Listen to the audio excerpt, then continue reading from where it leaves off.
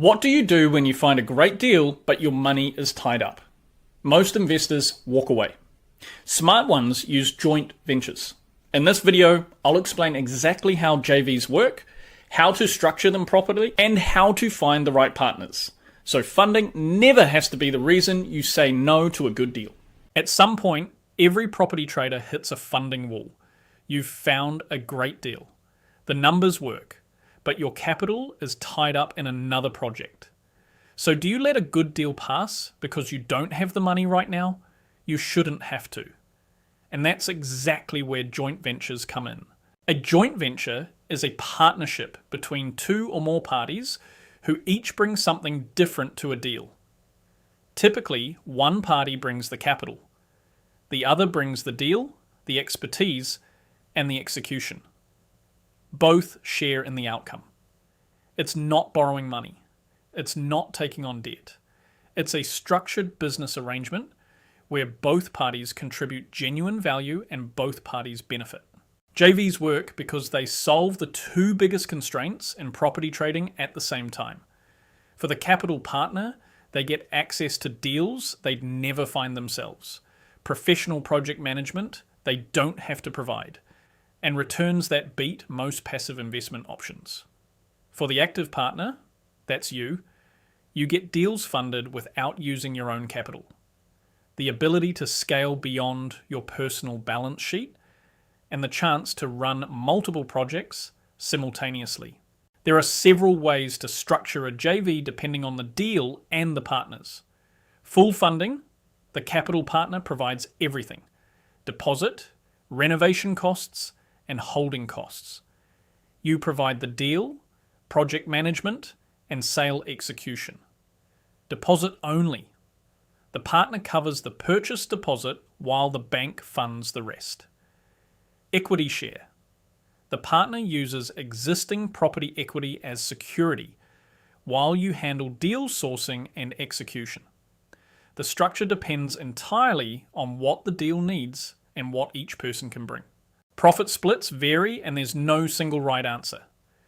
It depends on how much capital is required, how much risk each party takes, and how much work the active partner does.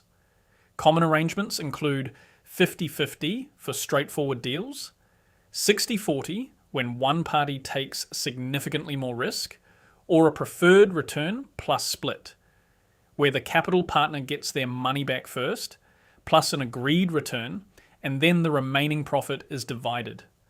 The split should feel fair to both parties based on what each contributes.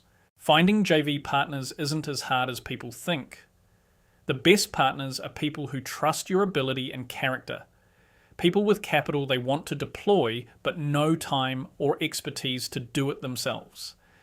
And people who understand property but don't want to be hands-on. Where do you find them? Start with your existing network. That's the most overlooked source.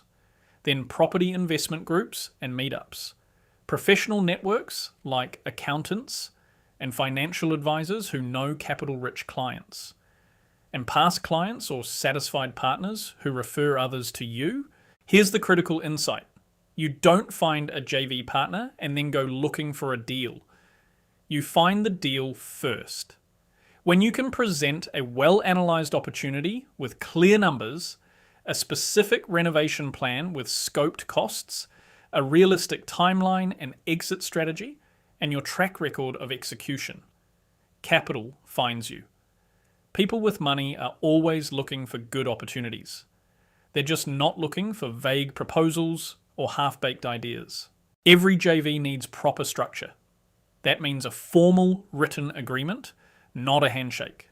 Clear roles and responsibilities, defined financial contributions, and profit split. Decision-making authority spelled out so there's no confusion.